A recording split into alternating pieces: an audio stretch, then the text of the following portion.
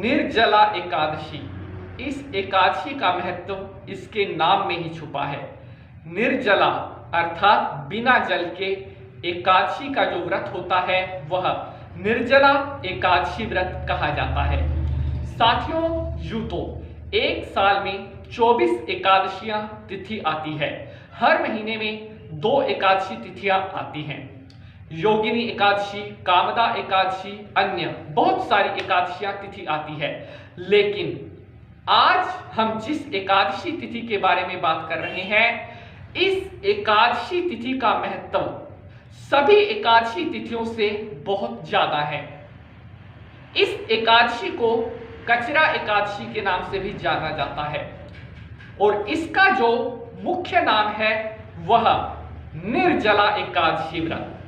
साथियों, निर्जला एकादशी विष्णु भगवान को बेहद प्रिय है। अगर आप साल में किसी भी एकादशी का व्रत नहीं रख पाते, लेकिन अगर केवल आप निर्जला एकादशी का व्रत कर लेते हैं तो साल की 23 एकादशी व्रत करने का फल आपको मिल सकता है। ऐसा क्या है खास निर्जला एकादशी में जो इसका इतना महत्व है?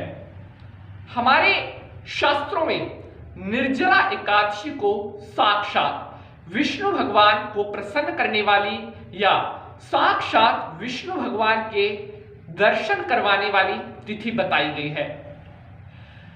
निर्जला एकादशी के दिन अगर आप सच्चे मन से भगवान विष्णु की पूजा करते हैं, उनका व्रत करते हैं, तो विश्वास रखिए आपकी कोई भी मनोकामना अधूरी नहीं रह सकती।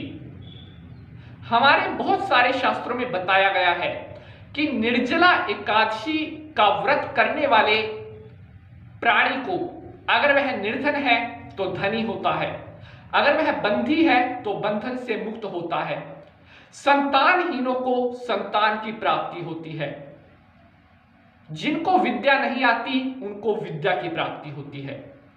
तो ऐसी है यह निर्जला एकादशी।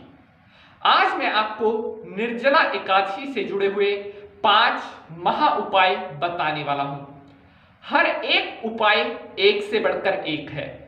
अगर आप निर्जला एकादशी वाले दिन इन उपायों को कर लेते हैं तो भगवान विष्णु की असीम कृपा की प्राप्ति आपको जरूर होगी। एपिसोड को शुरू करने से पहले हाथ जोड़ करके विष्णु नारायण भगवान को सभी भक्त नमस्कार करेंगे। ओम शांताकारं भुजगशयनं पद्म नाभं सुरेश्वरं विश्वाधारं गगनसदृशं मेघवर्णं शुभांग्यं श्री लक्ष्मीकांतं कमलनयनं योगिर्विद्यानगम्यं वंदे विष्णु भवभयहरं सर्वलोकैक्यनाथनं। बोलिए विष्णु भगवान की जय। तो मेरे प्यारे साथियों, मैं पंडित नितिन शास्त्री हाजिर हूं आप सभी के सामने आज का बहुत ही कमाल का एपिसोड लेकर के।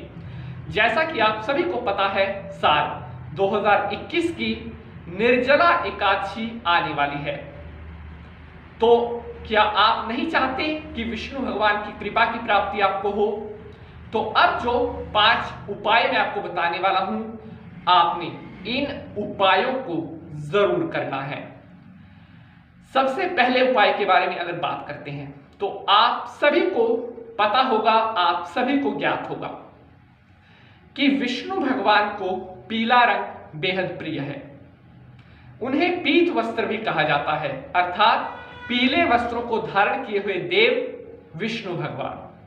अगर आप निर्जला एकादशी के दिन पीले रंग के वस्त्र अपने ब्राह्मण को दान करते हैं, जो आपका कुल ब्राह्मण है, जो आपका कुल पुरोहित है, अगर आप निर्जला एकादशी के दिन पीत वस्त्र, पीले वस्त्र अपने ब्राह्मण को दान करते हैं तो ऐसा करने से विष्णु भगवान बेहद प्रसन्न होते हैं और साक्षात आपका यह दान विष्णु भगवान को प्राप्त होता है। तो इसलिए निर्जला एकादशी के दिन यह उपाय जरूर करें। आगे बढ़ते हैं, बात करते हैं उपाय नंबर 2 के बारे में। साथियों, निर्जला एकादशी, इस एकादशी के दिन जल का बहुत ज्यादा महत्व होता है, पानी का महत्व बहुत ज्यादा होता है। जैसा कि आपको पता है कि निर्जला एकादशी गर्मी के मौसम में आती है, गर्मी बहुत ज्यादा होती है और कहीं ना कहीं मनुष्य प्यास से व्याकुल होता है। हर एक प्राणी को इस समय जल की बहुत ज्यादा आवश्यकता होती है। तो अगर आप निर्जला एकादशी वाले दिन पानी की छबील का प्रबंध करते हैं, कहीं पर पानी का प्याऊ लगवाते हैं, कहीं पर पानी का मटका दान करते हैं, या फिर अपने ब्राह्मण को या कोई गरीब हो, कोई ऐसा हो जिसको पानी के घट की आवश्यकता हो, पानी के घड़े की जरूरत हो, अगर आप निर्जला एकादशी वाले दिन जल का दान करते हैं तो आपको जन्म जन्मांतर के सुख प्राप्त होते हैं।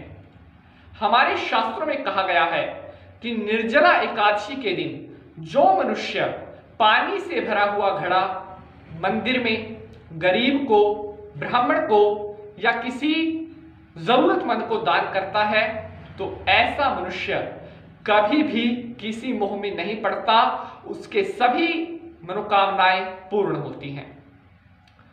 तो ये था उपाय नंबर 2। बढ़ते हैं आगे उपाय नंबर 3 के बारे में। तो उपाय नंबर 3 कुछ इस प्रकार है। साथियों, अगर आपकी आमदनी घट रही है, आपका व्यापार तरक्की नहीं करता है या और भी किसी तरह से आपको कोई परेशानी है, तो निर्जला एकादशी वाले दिन आपने 5 बेसन के लड्डू लेने हैं और विष्णु भगवान के मंदिर में जाकर के वो लड्डू अर्पण करने हैं।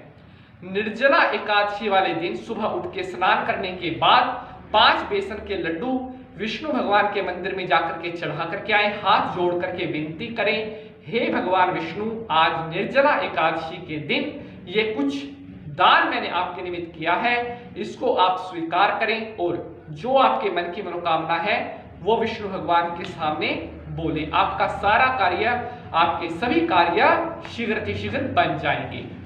बढ़ते हैं आगे, बात करते हैं उपाय नंबर 4 के बारे में। तो उपाय नंबर 4, अगर आप निर्जला एकादशी वाले दिन अपने घर में सत्यनारायण भगवान की कथा करवाते हैं, अगर आप निर्जला एकादशी वाले दिन अपने घर में कन्याओं का पूजन करते हैं, सत्यनारायण भगवान की पूजा कथा करते हैं, तो ऐसा करने से आपके सभी तरह के लाभ आपको प्राप्त होंगे। आपको लक्ष्मी माता की कृपा की प्राप्ति होगी, आपको नारायण भगवान की कृपा की प्राप्ति होगी, आपके परिवार में हर सदस्य के ऊपर भगवान विष्णु का आशीर्वाद बना रहेगा। बढ़ते हैं आगे, बात कर लेते हैं अंतिम उपाय नंबर 5 के बारे में। तो साथियों, निर्जला एकादशी के दिन अगर आपकी कोई ऐसी इच्छा है जो काफी समय से पूर्ण नहीं हो पा रही थी, अगर आपके बनते हुए कार्यों में बार बार अड़चन आती है, आपका कोई भी कार्य नहीं बनता, तो निर्जला एकादशी के दिन आपने अपने घर की छत पर मिट्टी से बने हुए एक बर्तन में पक्षियों के लिए जल भर करके रखना है। उसके अंदर आपने थोड़ा सा धनिया भी डाल देना है। जी हाँ, बिल्कुल मामूली सा एक चुटकी धनिया डालना है। अपने घर की छत पर मिट्टी के बर्तन में पानी भर के रखना है और पक्षियों के लिए वह रखना है। जब पक्षी आकर के उस पानी को पिएंगे, आपके पाप नष्ट होते जाएंगे, आपके पुण्य बढ़ते जाएंगे। तो इस तरह से ये 5 उपाय मैंने आपको बताए जो निर्जला एकादशी के दिन आप कर सकते हैं। उम्मीद है एपिसोड आपको पसंद आएगा।